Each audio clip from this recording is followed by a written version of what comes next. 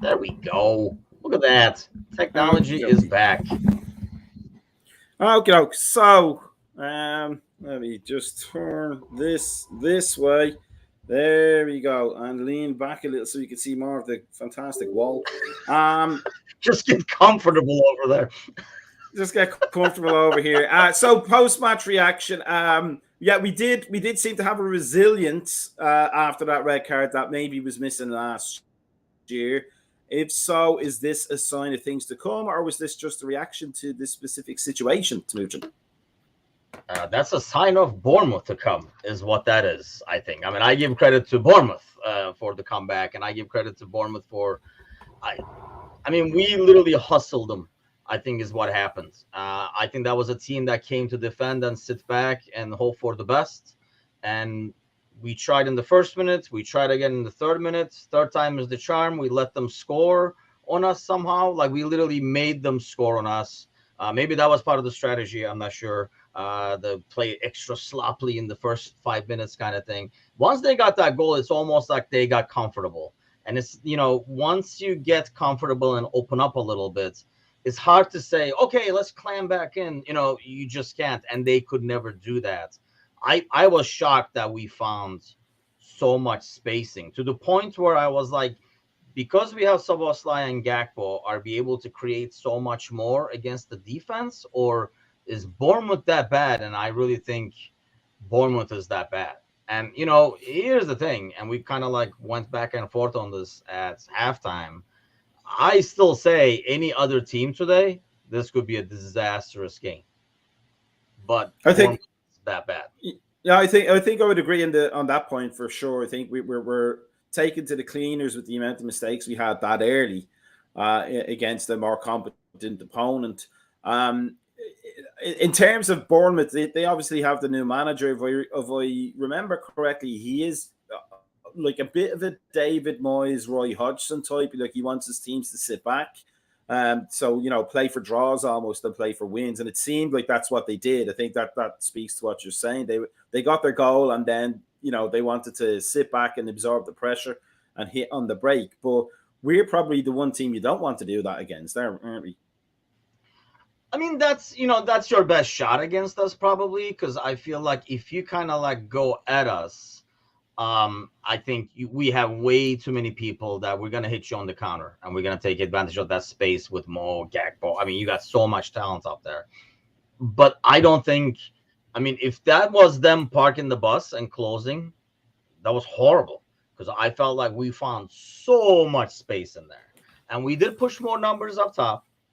I think compared to what we see in the past, I don't know if it's because of the lineup that you're pretty much playing two attackers as midfield, really is what we're doing. So it felt like, when we were in positions to cross the ball, and we had a lot more people in the box than we normally do, that we're normally used to. And I don't know, that's, like I say, it's a part of the, if you play Gakpo in midfield, his natural inclination is to kind of, go get in the box if the ball is in the crossing position. Whereas Elliott is not going to make a run into the box, to head the ball in. He's going to be, and you could kind of see that.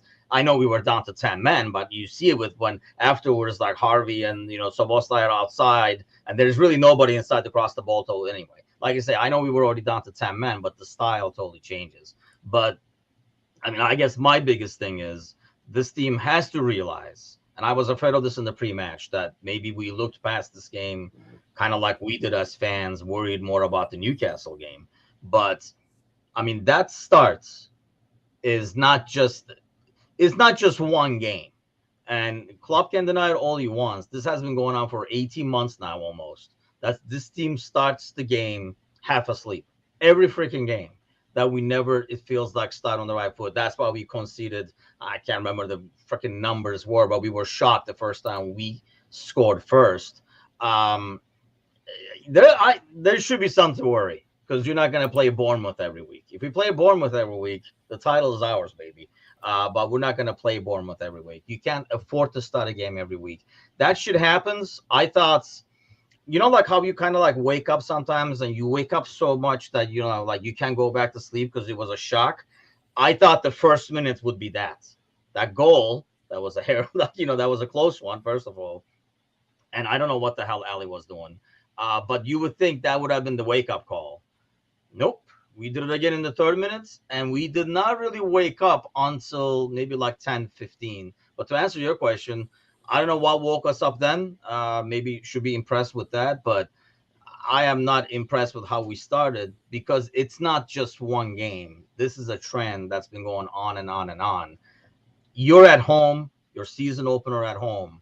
I don't know how you start a game kind of like very lackadaisical.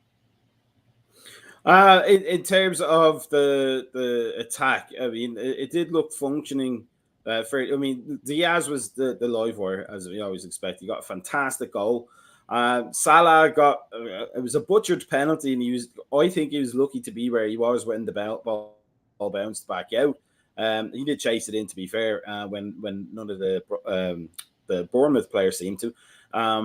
But we also saw several instances where he could have squared the ball and didn't. Yes. Are we going to suffer for that this season, or is somebody going to, have a word with him and say, you got players that can score literally open goals at the back post. We're not going to have another Mane situation here. Get your head up and look. We had a lot of those, didn't we? And that's one thing to do when you're up 3-1 or something like that, where yeah, I mean, there was a couple of times Jota was wide open in the back. I mean, there was a couple of times where Mo was wide open in the back post and he didn't get the ball either. So I don't know if that's kind of like the team felt like we got to score and we got to score fast, and everybody's trying to be that player. But it's just not Mo. Mo always has been like that. But then you look back at the goal he created last week. I think you're gonna get both Mo's. It's just the player he is. He wants to score. He's a striker as a brain, but a winger as a player. And if you're going to benefit from your winger scoring a bazillion goals like a striker, I think you got to accept both versions of him and the split personality. Do you think, in terms of Gakpo's position and the way he plays the game, that might take a lot of the burden off Salah to feel maybe that he's somewhat the creator? I mean, Bobby kind of took that pressure off his hands Yeah. A lot when he was there. Mane as well, to a certain extent, not so much in terms of pure creativity, but his hustle and bustle and his pressing created a lot of chances for the players, especially the midfielders. But now with Gakpo there, because he really does combine, or he looks to combine well with players. It's not all about him. Do you think that will free up Salah So. to maybe focus a little bit more on the goal scoring positions? And with if Endo works out the way we hope he does, McAllister and Jabo, his name is Jabo from now on, they're free to go into the box now and be covered at the back and not worry so much. Do you think that will maybe help Salah get back to what he does better than everybody, which is put the ball in the back of the net? Yeah, I think Gakpo pushing up to Jota's spot by itself helps a lot, definitely, because he's that person that connects the players. He is that Bobby. I mean, he's the successor to Bobby, just faster, taller, and I think that's why you need him in there. And here's another thing, like Endo, I mean, obviously it's too early to tell. You could see some of the things he did is exactly what we need him to do. And it is hard to come into a game where your team is down to 10. I felt at times he was almost like paddling back a bit too much when Bournemouth was in front of the box, but I think that's partially because we were down to 10 men and he's not used to it. I think normally he would not be as close to the center backs, dropping back that much. But I think you can already tell he's going to do the right things, win the ball, get it to the right guy and stuff. So in your scenario where you push Gakpo up and now behind him, you have McAllister and Szoboszlai, who I feel like we have to get him on the ball a lot more like we did in the second half. And I think that's partially on him. Like kind of like chatting about on Discord channel. He almost like acted more like he was trying to kind of like fit in, like moving the ball around and stuff like that, instead of sometimes taking ownership and saying, okay, I'm going to make something happen. Once I felt like he decided to take control of the game, it was the turning point in terms of our attack. So you put Gakpo up front and McAllister, who can also create too. You saw him like spreading the ball from, when he was at 6. So you put him up top along with Szoboszlai, Gakpo in front of him, definitely makes Mo's job a lot more easier. And I think he's going to get a lot more looks. He looks like a guy who was rushing. I think there was one great ball in front of passing lane. I can't remember if it was like Jota or somebody. Like a couple of really bad first touches stopped them from scoring goals. We know that's not Mo's first touch. It's more of like a rush to get the goal, I think, more than anything else. We're 2 games in now, plus the preseason. I saw 0 of the preseason, so all I can go by is the score lines. But from the Chelsea game and the game today, are you confident about the season ahead? Do you have worries, or do you think we're looking at a repeat of last year? Not a repeat of last year. I still think this team needs one more defensive midfielder because, like you were saying earlier, I don't have faith in Thiago being healthy for an extended period of time and stuff. So needs one more healthy midfielder, a defensive midfielder like Endo, or somebody at least who can play that position along with anywhere else on midfield if that's the way you want to go, like a McAllister type player. But we do need that. I think once that midfield settles a bit more, you will have your backline automatically, because I think that's kind of like the issue now is people are really coming at them with nobody almost like blocking. But we have to figure out. Klopp has to figure out a way and stop denying that this team does not start games right, and that's an issue you have to solve. Any other team today, we were in deep shit. I think we kind of like got away with that sloppy start. Right. So I think a good entertaining game for the neutral has everything you want in terms of controversy for the talking heads like us. But overall, we could be confident going into the Newcastle game if things fall our way. But as you say, it'll depend on the start more than anything else, I would say.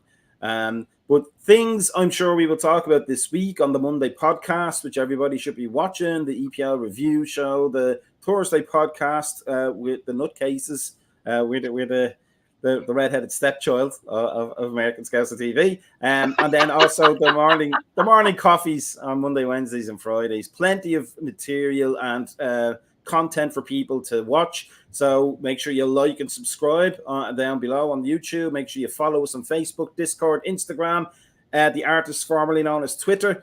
And then get involved in those Discord discussions because they are quite fruity at times. But it just reminds me to be saying, Tamuchin, it was good to talk to you again. And it was great to be back. And we will see more from the Tricky Reds next week. And thank you for joining our post-match reaction. Peace out. Have a great day, everybody.